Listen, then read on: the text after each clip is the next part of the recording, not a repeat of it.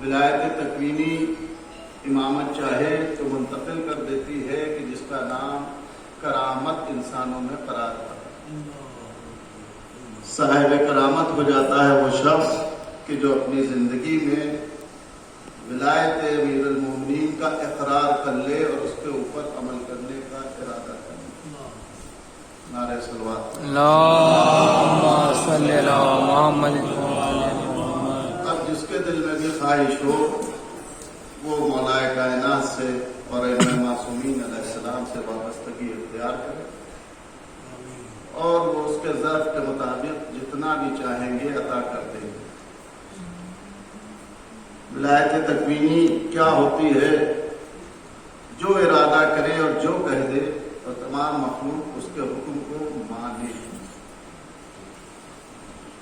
چنانچہ مولا کائنات علی بن ابی طالب علیہ السلام اللہم صلی علی محمد وآل محمد اپنے زمانے خلافت میں جناب ابو ذر کو مدائن کا گورنر بنا کے بھیجا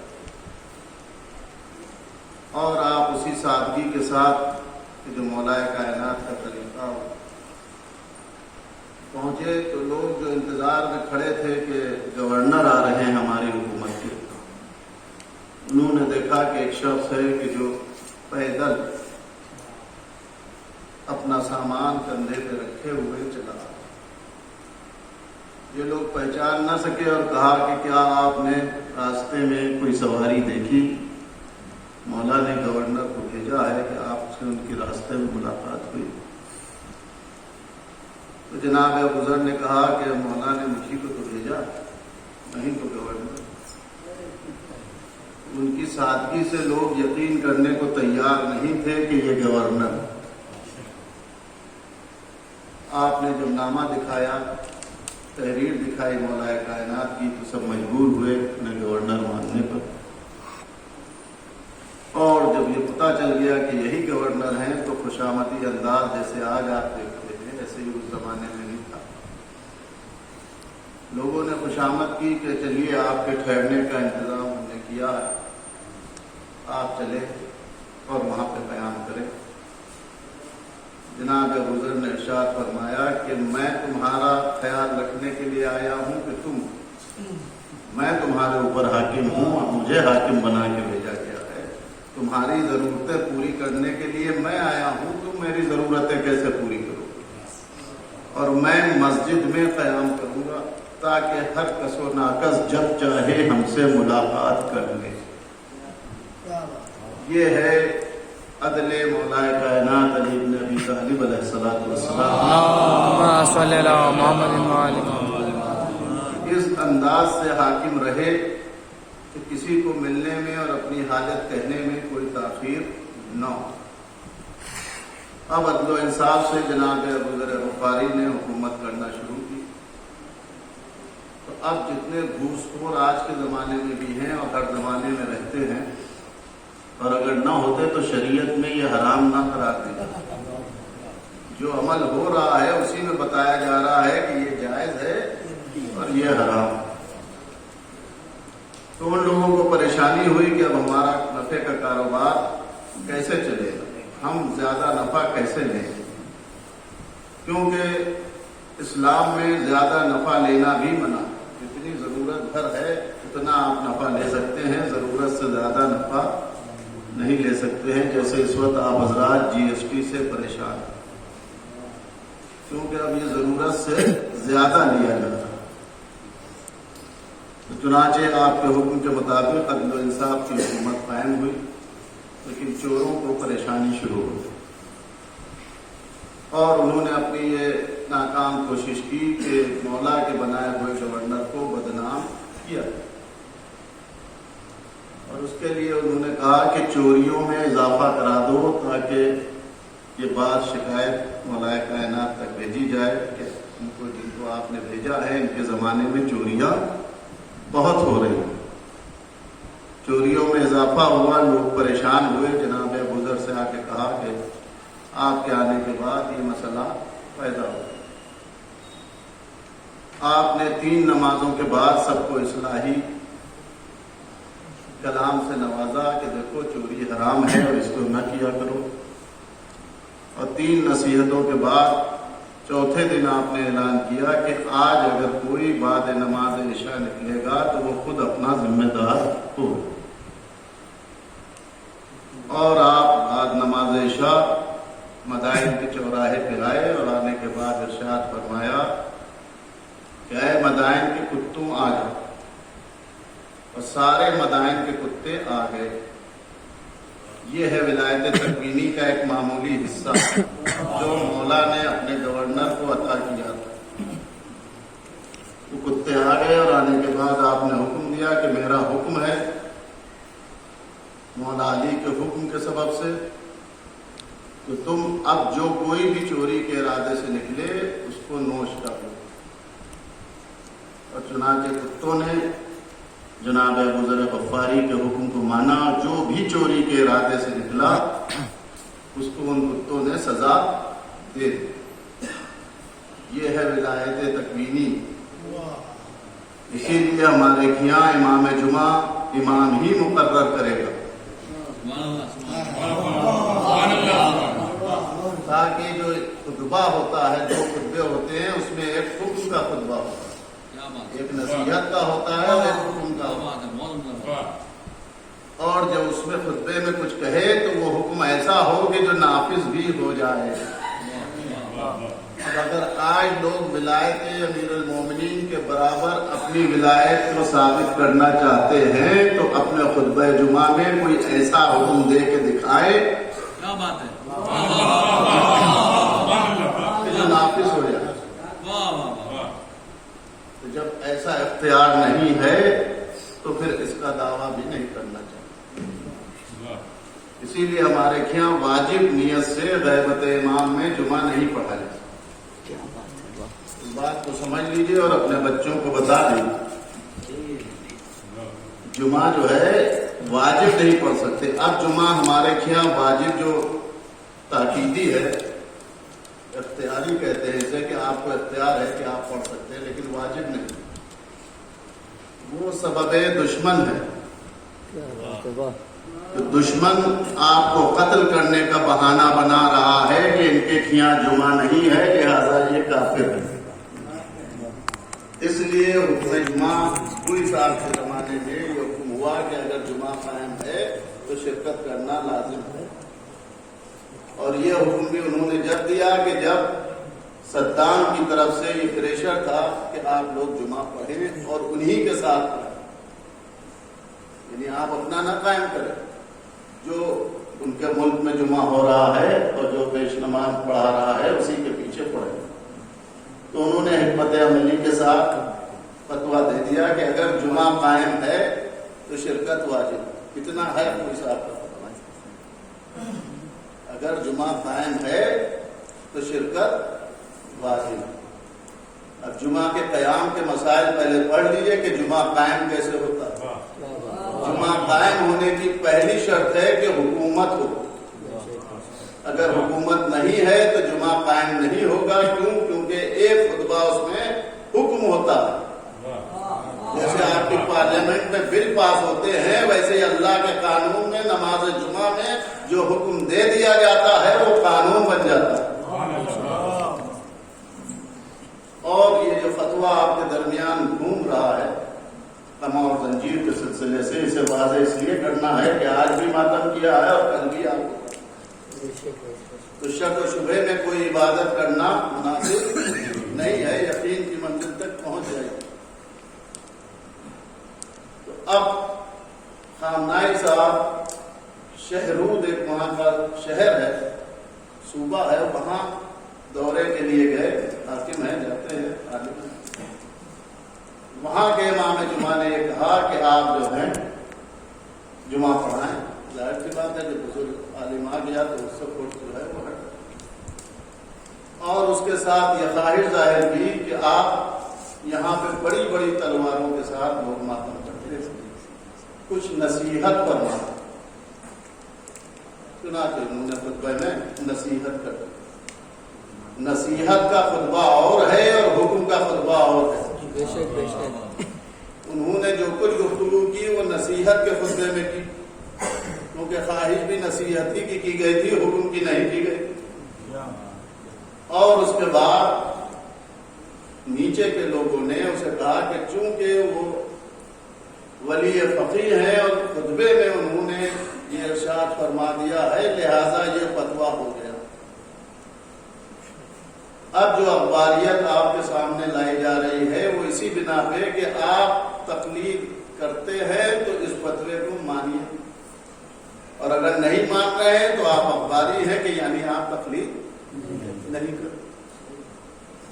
اخباری کا مطلب یہ ہے کہ آپ حکم نہیں مان رہے ہیں مرجع کا تو آپ کی تقلید نہیں ہے، لیکن اب یہ بھی سمجھ لیے کہ کون سی چیزیں تقلیدی ہیں اور کون سی چیزیں تقلیدی نہیں ہیں۔ اب آپ کہیے کہ اللہ ایک ہے، اس کی تقلید کی جائے تو نہیں۔ اللہ کے رسول محمد مصطفیٰ صلی اللہ علیہ وسلم اس کے لیے کوئی عالم فتویٰ دے تب آپ مانیں گے؟ ایسا نہیں۔ تقلید صرف فروع دین ہے۔ نماز کیسے پڑھے، روزہ کیسے رکھے، حج کیسے بجا لائے، زکوٰۃ کیسے ادا کرے، نعرہ صلوات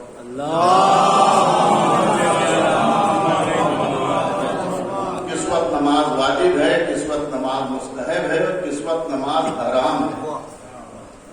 پوری بات نہیں کہتے لوگ۔ ایسے موقع بھی آتے ہیں زندگی میں کہ جہاں پہ نماز پڑھنا حرام بھی ہو جاتا ہے، جہاں تاکید نماز ہے وہیں پر یہ مسئلہ بھی ہے۔ اس کو بھی بیان کرنا چاہیے کہ وہ کون سے مواقع ہیں کہ جہاں کے اوپر نماز پڑھنا بعد میں ہے، اگر پڑھ رہے ہیں تو وہ غلط ہے، یعنی حرام۔ حرام کی بھی دو قسمیں، ایک وقتی اور ایک مستقل۔ بہت سی چیزیں آپ کے اوپر وقتی حرام ہو جاتی ہیں، جیسا عرض کیا تھا کہ وضو کا پانی ہے اور کوئی پیاسا ہے تو اب وضو کرنا حرام ہو جاتا، کیونکہ پیاسے کی جان بچانا لازم۔ تو یہ نہ سوچا جائے کہ جو واجب ہے وہ حرام نہیں ہو سکتا۔ ان مسائل کو سمجھیے، لیکن ابھی جس مسئلے پہ اس وقت گفتگو کرنی ہے اس کو سمجھیں۔ یہ کہہ دیا گیا اور نیچے کے لوگوں نے کہا کہ چونکہ خطبے میں انہوں نے کہہ دیا ہے اور ولی فقیہ ہیں لہذا یہ فتویٰ ہو گیا۔ اب ہمارا اس فتوے کو نشر کرنے والوں سے ایک ہی درخواست ہے کہ اگر خامنائی صاحب کی دستخط اور مہر کے ساتھ وہ پرچہ لے آئے تب تو بات مانی جائے۔ اب جواز پیدا ہوتے ہیں کہ صاحب جواز یہ ہے اس لیے حرام قرار دیا ہے کہ دشمن جو ہے یہ کہتا ہے کہ یہ قوم بہت ظالم ہے۔ ٹھیک ہے، آپ کہہ رہے ہیں مان لیں، لیکن قرآن کو اگر پڑھ کے ظالم کل یہ کہے، یہ کیسے نبی تھے اپنے بیٹے کے گلے پہ چھری رکھتے ہوئے بیٹھے ہیں؟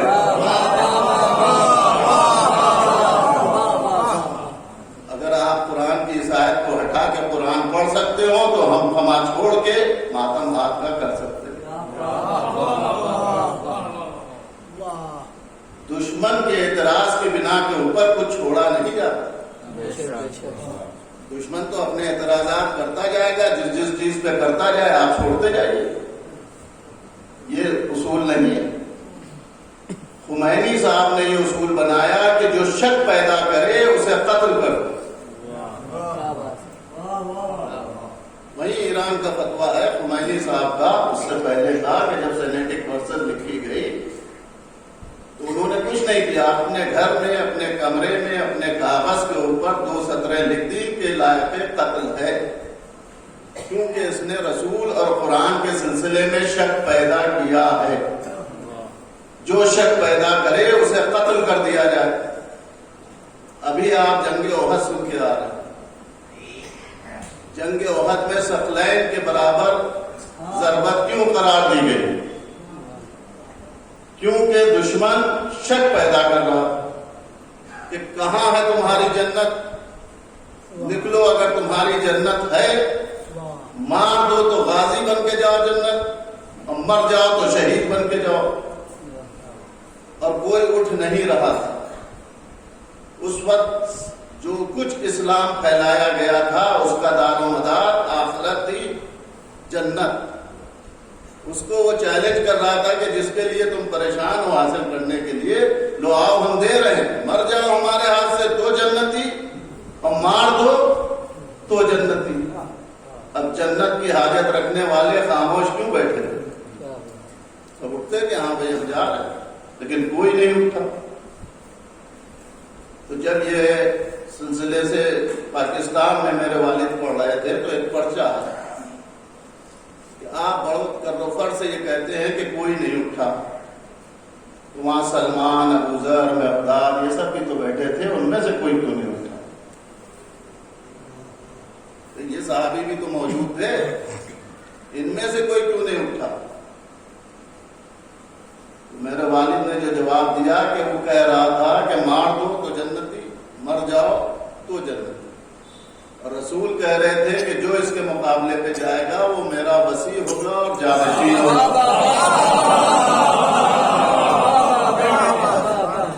جو اسے مار دے گا وہ وسیع ہوگا اور جانشین ہوگا. چونکہ رسول یہ بار بار کہہ رہے تھے تو وہ جانتے تھے کہ نہ ہم وسیع ہو سکتے ہیں نہ جانشین. یہ حق سے بلی کا ہے. ہمیں ان صحابہ سے شکایت ہے کہ جب رسول دے رہے تھے تو کیوں نہ لے لیا حق خلافت، اور نہیں لیا تھا تو بعد میں بھی خاموش رہتے. یہ ہے مسئلہ. اب رسول نے کہا کہ اس شک جو پیدا کر رہا ہے اسے قتل جو کر دے تو میرا وسیع اور جانشین ہوگا. اب قتل کر دیتے، وسیع و جانشین بن جائے. اور سارا دین کا دار و مدار اس بنیاد پہ تھا کہ اگر یہ آج قتل نہ ہوگا تو پھر سب کہیں گے کہ جنت کہاں؟ جو کچھ وعدے رسول نے کیے ہیں ان کا کیا دار و مدار؟ تو اس وقت علی نے شک پیدا کرنے والے کو قتل کیا تو رسول نے کہا کہ ساری عبادتوں سے افضل ہے، ثقلین کی عبادتوں سے افضل ہے. تو یہ سمجھئے دین میں جہاں جب بھی کوئی بھی شک پیدا کرے اس کے لیے رسول کے زمانے سے یہی حکم چلا آ رہا ہے، اور اسی کو خمینی صاحب نے پھر دوہرا دیا.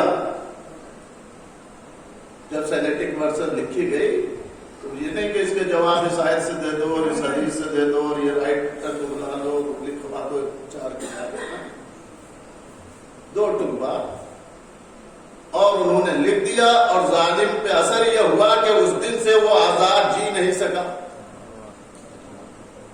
کوئی تلوار لے کے نہیں گیا، کوئی بندوق لے کے نہیں گیا مارنے، لیکن ان کی تحریر کا اثر یہ تھا، حکم کا اثر یہ تھا کہ تمام ظالم حکومتیں اس کو پناہ دیتی رہیں اور سیکیورٹی دیتی رہیں، لیکن اس کی ہمت نہ ہوئی کہ وہ آزاد گھوم لے. یہ ہے روحانی طاقت اور یہ ہے رسول کی سیرت کی اتباع کرنے کا اثر. چاہتے تو کوئی اور طریقہ اختیار کرتے لیکن اس میں یہ اثر نہیں پیدا. اب یہ خونی ماتم ہم کیوں کرتے ہیں؟ جواز ہے، لوگ پوچھتے ہیں کہ آپ یہ کیوں کرتے ہیں؟ تو خونی ماتم اس لیے کیا جاتا ہے کہ ہم یاد مناتے ہیں اہل بیت علیہ السلام کے اوپر ہونے والے ظلموں کہ جو انہیں تکلیفیں پہنچی ہیں وہ تکلیفیں ہم. اس کا جواز شریعت میں ہے روزہ، کہ آپ بھوکے کی بھوک کا احساس کر سکیں اس لیے روزہ واجب ہے. تو اس لیے مظلوم کی مظلومی کا احساس کر سکیں اس لیے ماتم واجب ہے. چاہے ہاتھ کا ہو چاہے زنجیر کا ہو چاہے کمر. بغیر چھریوں کی بھی زنجیر ہوتی ہے، وہ دروں کا ماتم ہوتا ہے کیونکہ چوتھے امام کو درے لگائے گا. اور یہ جو خون کا ماتم آپ کرتے ہیں چھری والے زنجیر سے، یہ جو اماموں کے زخم تلواروں سے لگائے گئے یہ اس کی یاد ہے. اب خون بہانا ہر بشر کے لیے واجب ہے. جناب آدم سے لے کے اور آج تک آپ کو خون معصوم کا نذرانہ اللہ کی بارگاہ میں پیش کرنا ہے۔ جناب آدم کے زمانے سے شروع ہوا مسئلہ کہ اپنی قربانی پیش کرو، جس کی قبول ہو جائے گی وہ افضل ہے، اور یہ سلسلہ چلتا چلا آیا۔ جناب ابراہیم اسماعیل کا واقعہ تو روشن ہے، سب دیکھ رہے ہیں کہ قربانی دو، اور آپ پہ یہ واجب ہے کہ اس کی یاد منائیں قربانی ذبیحے کے ذریعے سے، بغیر ذبیحے کے یاد نہیں منائی جا سکتی۔ یعنی جیسا واقعہ ہوا ہے اس کے مطابق ویسے ہی کم اثر والا عمل ہو۔ یعنی اب انسان نہ ذبح کیا جائے، بھیڑ کی جائے، جانور کیا جائے، لیکن آپ پر بھی واجب ہے، مقتضا ہے کہ آپ قربانی کریں۔ اگر خود کر سکتے ہیں پورا جانور تو خود کریں، نہیں کر سکتے تو حصہ لیں، یعنی شرکت ضرور کریں۔ یہ ہے۔ اور جناب عبداللہ کے مسئلے میں آپ سنتے رہتے ہیں کہ جناب عبد المطلب کو حکم ہوا ویسے ہی جیسے جناب ابراہیم کو ہوا تھا کہ اپنی اولاد کو قربان کرو۔ اور جناب عبد المطلب نے جب جناب عبداللہ کے سلسلے میں قربانی کے اعلان کیا تو آپ کی بہن یعنی جناب عبداللہ کی پھوپھی نے اپنے بھائی سے کہا کہ میرے بھائی آپ اس کے بدل میں اونٹ قربان کریں، اور جناب عبد المطلب نے ایک اونٹ سے پورا ڈالنا شروع کیا اور 100 سرخ اونٹ کے اوپر جا کے معاملہ طے ہوا۔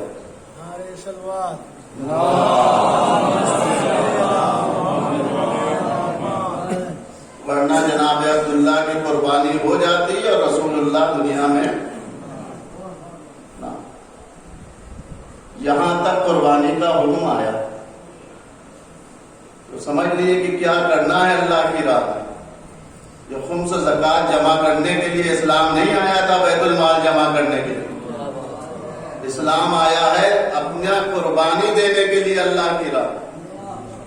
قرآن خود کہہ رہا ہے کہ ہم تمہارا امتحان لیں گے جان سے، مال سے، اولاد سے، اور اگر اس میں کامیاب ہو گئے تو مرتبہ ملے گا، جیسا کہ جناب ابراہیم کے سلسلے میں آپ سنتے رہے۔ تینوں طریقے سے اللہ نے جناب ابراہیم کا امتحان لیا، جان سے، کیسے؟ آگ میں، مال سے، بھیڑیں چرا رہے ہیں، ایک شخص آتا ہے جو تسبیح جناب ابراہیم خود پڑھ رہے ہیں، اس کو وہ بہترین آواز میں پڑھتا ہے، سبحان قدوس۔ جناب ابراہیم اس کی آواز سے اٹریکٹ ہوتے ہیں، تو کہتے ہیں کہ اس نے وہ تسبیح جو میں پڑھ رہا تھا بہت اچھے انداز سے پڑھی۔ کہا بھائی ایک بار ایسے اور پڑھ دو اسی آواز میں۔ تو کہا کہ بھائی ایسے فری میں تو نہیں پڑھیں، کیا دو گے؟ آج جو شعراء آتے ہیں اور ان کو ہم لوگ کچھ دیتے ہیں اہل بیت کی شان میں اچھا پڑھنے کے سبب سے، تو اعتراض ہوتا ہے کہ یہ صحیح نہیں ہے، یہ سیرت انبیاء ہے کہ جو ذکر پسند ہے اس کے لیے مال قربان کرو۔ اور جناب ابراہیم نے خواہش ظاہر کی، اس نے ایک بار آواز لگا دی، آدھی بھیڑیں دے دے۔ پھر اور شوق پیدا ہوا، پھر اس نے کہا اب کیا دو؟ بھائی آدھی بھیڑیں یہ بھی۔ اس نے پھر آواز لگا، پھر اور شوق پیدا ہوا، کہا اب کیا دو گے؟ کہا مال دنیا میں سے تو کچھ نہیں ہے، میں تیری غلامی کے لیے تیار ہوں، لیکن یہ آواز ایک بار اور بلند کر دو۔ اور اس نے ایک بار آواز بلند کر دی، اور جناب ابراہیم نے کہا کہ ٹھیک ہے بتاؤ تمہارا کیا حکم ہے، ہمیں کیا کرنا ہے، ہم تمہاری غلامی کے لیے تیار۔ تب انہوں نے کہا کہ میں جبریل ہوں اور تمہارا اللہ امتحان لے رہا ہے، اور تم امتحان میں کامیاب ہوئے، اللہ تمہیں انسانوں کا امام بنا رہا ہے۔ تو جب جان، مال، اولاد کی قربانی میں کوئی پاس ہو جاتا ہے تب مرتبہ امامت کا ملتا ہے۔ اگر کوئی خواہش مند ہے کہ اسے وہ مرتبے ملے تو اللہ کی راہ میں ایسی قربانیاں دے، اللہ عطا کر دے گا کسی نہ کسی معیار۔ جیسی قربانی ہوگی ویسا اجر مل جائے گا. جناب ابراہیم کو بھی اجر ملا تو انسانوں کا امام بنایا گیا, کل کائنات کا نہیں بنایا. لیکن صرف انسانوں کی امامت میں یہ شوق پیدا ہوا کہ پروردگار اسے میری ذریت میں. تو اب امامت کی کوالیفیکیشن اللہ نے بتا دی کہ امامت ملے گی کسے. کہا کہ یہ ظالمین تک کے عہدہ نہیں پہنچے. تو اب امام کے سلسلے میں کوئی بھی عمل ہونے والا ظلم نہیں ہو سکتا. یہ آپ جو تمام اور زنجیر لگاتے ہیں یہ ظلم نہیں ہے, کیونکہ امام اسے منظور کر رہے ہیں.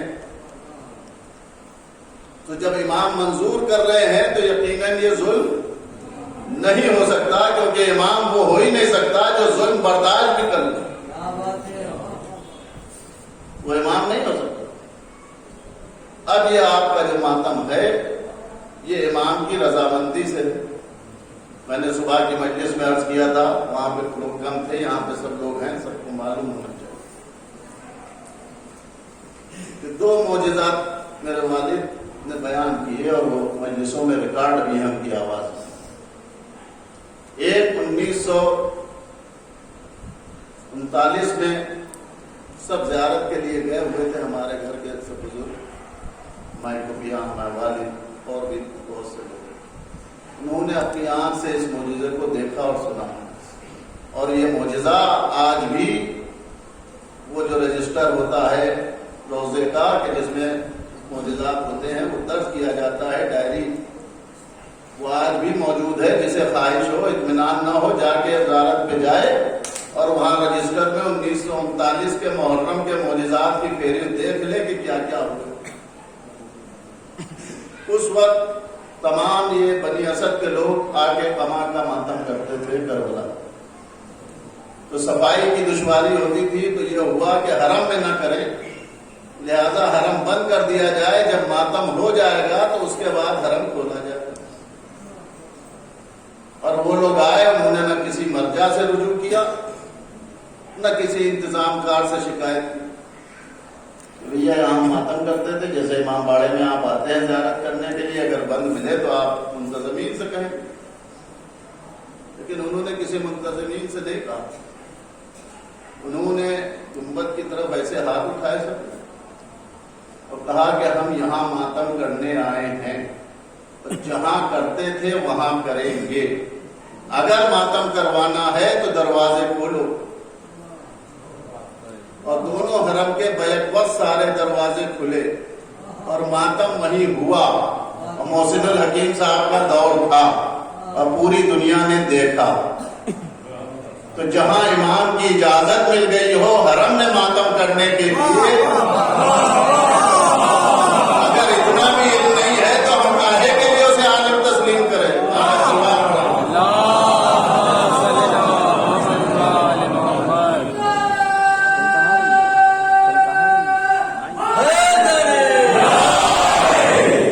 لہذا ماتم خوب یقین اور اطمینان سے کیجیے,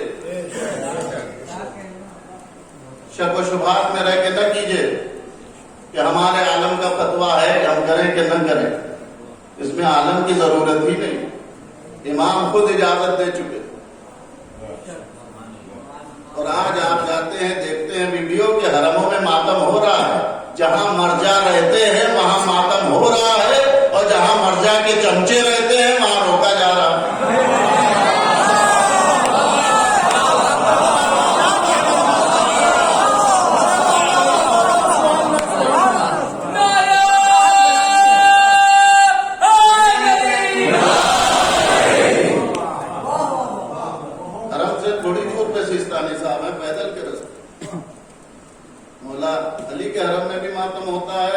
مولا عباس کے روزے میں بھی ماتم ہوتا ہے, ہر سال ہوتا ہے اور ہمیشہ ہوتا ہے اور ہوتا رہے گا. لوگ اپنی تمنائیں لیے دنیا سے چلے جائیں گے, کیونکہ یہ دعائے زہرا اور واقع الہی ہے. اس کو آپ مرجعیت اور تقلید میں لا نہیں سکتے. وعدے کا وفا کرنا ہمارے آپ پہ واجب ہے. جس نے زہرا سے وعدہ کیا ہو اس کا وعدہ نہ وفا ہو پائے, اس میں آپ دخل دیں گے تو بے دخل ہو جائیں گے، اور بے دخل ہو گئے تھے۔ 2 الیکشن میں جس کے لیے اپیل کی وہ نہیں جیتا اپنے ملک میں، اختیار امامت سے وہ محبت عوام کی نکال لی، جو حکم کے اوپر 100% ووٹنگ ان کے منشا کے مطابق کرتے تھے۔ 2 الیکشن رہبری کے اعلان والا نہیں جیتا، تو یہ سمجھ لیں اور ہوش میں رہیں۔ حکومت آنے سے امامت کے سلسلے میں اگر کوئی عمل کریں گے بیجا تو 1 سیکنڈ میں معطل ہو جاتا ہے۔ اب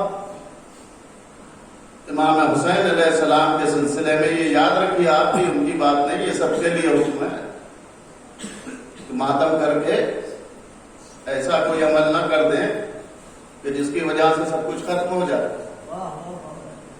ماتم اور یہ سارے اعمال باقی بھی رہ جائیں۔ لیکن یہ عطا مولا کائنات و شہزادی فاطمہ زہرا سلام اللہ کہ سارے اعمال جو ہیں نماز ختم ہو سکتی ہے اگر آپ نے فخر کر لیا۔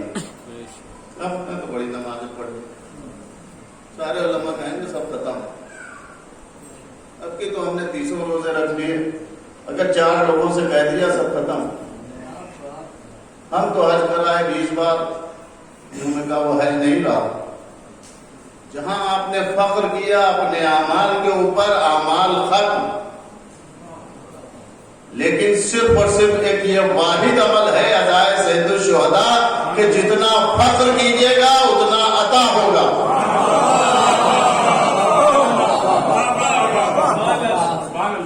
ہر شخص سے پوچھئے کہ ہمارے یہاں کا محرم سب سے اچھا ہوتا ہے، کوئی کسی دوسرے جگہ کا محرم اچھا تسلیم کرنے کو تیار ہے نہیں۔ ہمارے یہاں ایسا ہوتا ہے، ہمارے یہاں ایسا ہوتا ہے، سب فخر کر رہے ہیں ایک دوسرے پہ اور سب خوش ہو رہے ہیں۔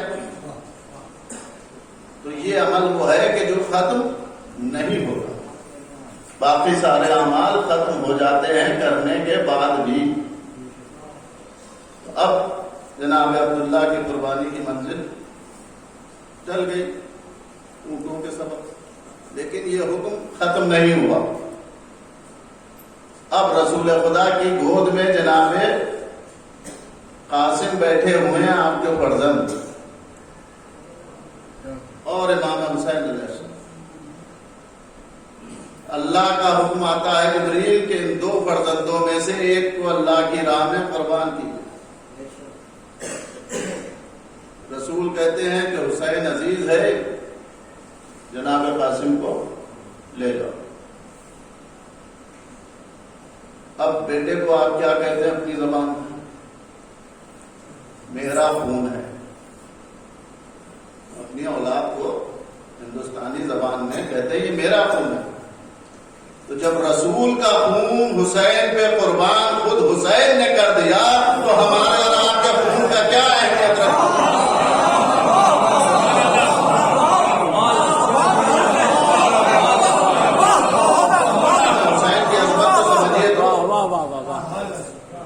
جہاد کیوں فہرست فروع دین میں ہے؟ جہاد کیوں ہے؟ ملک فتح کرنے کے لیے، جیسے خلیفہ دویم نے کیے۔ یہ ملک فتح کرنے کے لیے حکم ہے جہاد کا نہیں، اللہ کی عزت پہ اور رسول کی عزت پہ جب بات آ جائے تب اپنی جان قربان کرنے کا حکم ہے۔ جب عزاداری کی عزت پہ بات آتی ہے تو ہم خون بہا کے عزاداری کی عزت کو برقرار رکھتے ہیں۔ کہ یہ عمل معمولی عمل نہیں ہے کہ اگر خون کی بھی ضرورت پڑے گی تو حاضر ہے۔ تو امام حسین علیہ السلام کی منزل کو سمجھنا بہت آسان نہیں۔ اب ایک معجزہ اور سن لیجیے۔ حیدرآباد کا ہے وہ شخص ابھی زندہ ہے، اس وقت بچہ تھا جب میرے والد اس واقعے کو اس نے کما لگائی اور بے ہوش ہو گیا. علاج شروع ہوا اسپتالوں میں, اسے ہوش نہیں آ رہا. اس کی ماں بے چین ہوئی, ایک عزاخانے سے دوسرے عزاخانے میں اس کی زندگی کی دعا مانگنے میں. پتا چلا ہوش آ گیا, تو خوشی خوشی دوڑی اسپتال پہنچی. جب اسپتال پہنچی تو لڑکے نے ایسے منہ پھیر لیا ماں کی طرف سے. ماں تڑپ گئی, میرا لال میں تو تمہاری زندگی کی دعا کرتا پھر رہی ہوں اور تم مجھ سے ایسے منہ موڑ رہے ہو. کہا ماں تم نے بڑا غضب کر دیا. جو جگہ مجھے مل گئی تھی, جہاں میں پہنچ گیا تھا, وہاں سے تم نے مجھے واپس بلا لیا, اس لیے میں تم سے ناراض ہو رہا ہوں. تو میرا لال کیا ہوا؟ کہا کہ جب سے میں بے ہوش تھا رسول خدا میرا سر اپنے زانوں کے اوپر رکھے اور سارے معصومین تشریف فرما. کسی اسنا میں امام حسین علیہ السلام تشریف لائے اور کہا کہ نانا اس کو واپس کر دیجیے, اس کی ماں بے چین ہے. اور رسول نے میرے سر پہ ہاتھ پھیرا, مجھے ہوش آ گیا. میں اس دنیا سے اس دنیا میں آ گیا ہوں. میں اس دنیا کو کیا پسند کروں؟ یہ ہے اس ماتم کا درجہ, مرتبہ. اور ایسے بہت سے واقعات ہیں. خود میرے وطن کا واقعہ, ایک سال ایک بچے نے کما لگائی, بے ہوش ہو گیا. اس کی ماں کہہ رہی اسے کربلا میں رہنے کو, ڈاکٹر کیا نہ لے جاؤ. جرول کا واقعہ. اور لوگ لے آئے گھر پہ کہ وہاں کون بیٹھے گا رات میں. اور دوسرے دن صبح ہمارے پاس آئے کہ اس کو ہوش نہیں آ رہا ہے, چلیے لکھنؤ. اور اس کی ماں پھر کہہ رہی ہے کہ نہیں اسے لکھنؤ نہ لے جائے. اور جب اصرار کیا ہم لوگوں نے تو ہم نے سوچا کہ یہ نہ سوچے کہ یہ اپنے جانے کے مارے انہیں سمجھایا, لیکن جب نہیں سمجھ میں آیا تو ہم نے کہا چلیے. میرا ہاسپٹل میں اس کا سٹی اسکین ہوا, ساری دواؤں کا استعمال ڈاکٹروں نے کر لیا, لیکن اسے ہوش نہیں. اسی میں سامنے ایک اور مریض تھا, ان کے ایک صاحبزادے تھے. انہوں نے آ کے ہم سے پوچھا کہ کیا ہوا. ہم نے کہا کہ بے ہوش ہے, کما لگائی. کہ اسی لیے تو منع ہے کما. اس نے کہا کہ اسی لیے تو کما. مجھے غصہ آ گیا, میں نے اسے ڈانٹا, اور وہ ایسا ڈانٹا کہ وہ کمرے سے وارڈ سے باہر نکل گیا. وہ دروازہ اتنی دور تھا, وہ نکلا اور یہ بچہ اٹھ کے بیٹھا. وہ یہ کہہ کے گیا اسی لیے تو کما منع ہے. اور یہ بچہ جو ڈاکٹر 12 گھنٹے سے سارے انجیکشن لگا چکے تھے اور اثر نہیں ہو رہا تھا, یہ بچہ اٹھ کے بیٹھا. ایک بار دہنی طرف دیکھا اور ایک طرف بائیں طرف. سارے ڈاکٹر دوڑے کہ چمتکار ہو گئے, کیونکہ وہ سمجھ رہے تھے کہ ان کی دوا کا کیا اثر ہے اور کیا ہوگا. اور آنے کے بعد اس سے سوال کیے تو وہ کسی سے بول ہی نہیں رہا. تو جو ہم نے کہا کہ بھائی بولو کوئی, کہنے لگا کہ ابھی یہاں ایک بیوی تھی, وہ کہاں گئی, ہم انہیں دیکھ رہے.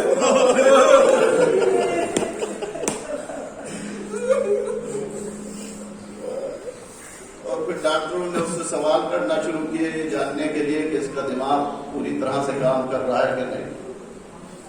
اور اس نے اتنی دیر آفت کر دی کہ ہمیں لے چلو, کربلا لے چلو. تم لوگ یہاں کیوں لائے, ہمیں کربلا لے چلو.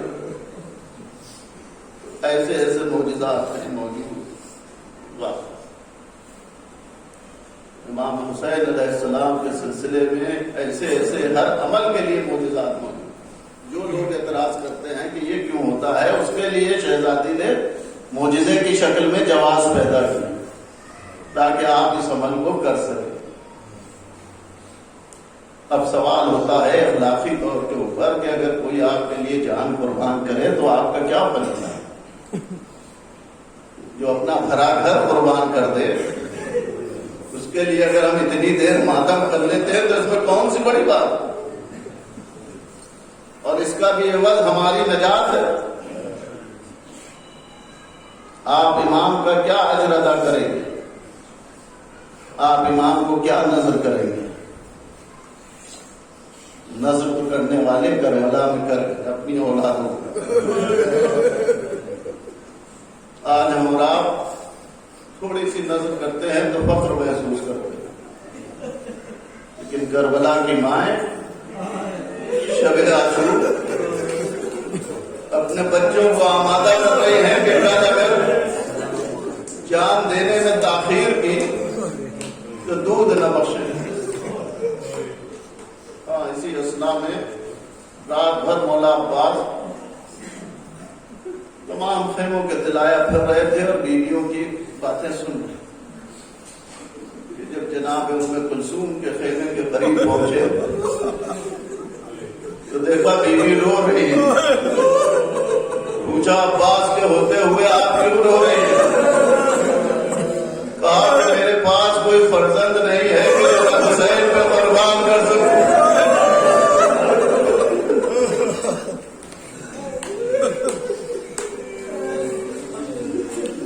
کہا کہ چھوٹا بھائی بھی تو فرزند کی طرح ہوتا ہے، کل میں اپنی جان آپ کی طرف سے قربان کروں.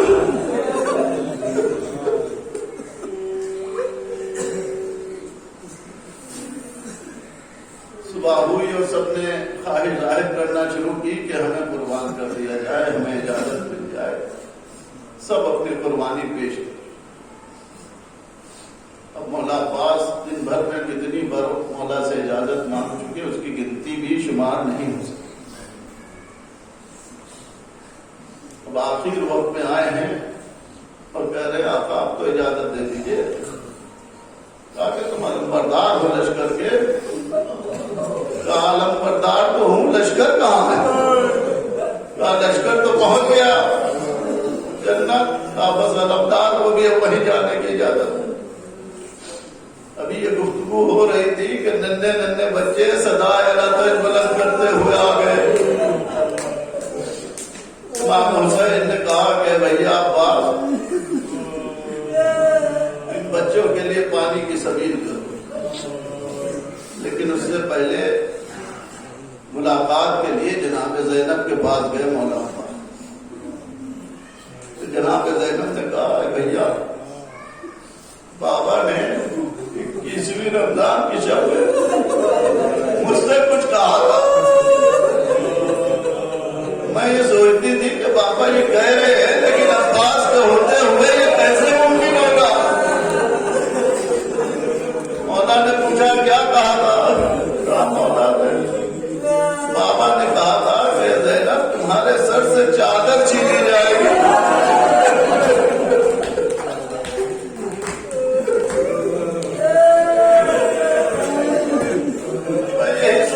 ابھی تک جس کا عباس جیسا بھائی ہو اس میں مجال ہے کہ وہ اس کی بہن کی چادر کو چھین پائے. لیکن بھیا عباس اب یقین ہو گیا کہ بابا کا کہا ہوا جلد پورا ہونے والا.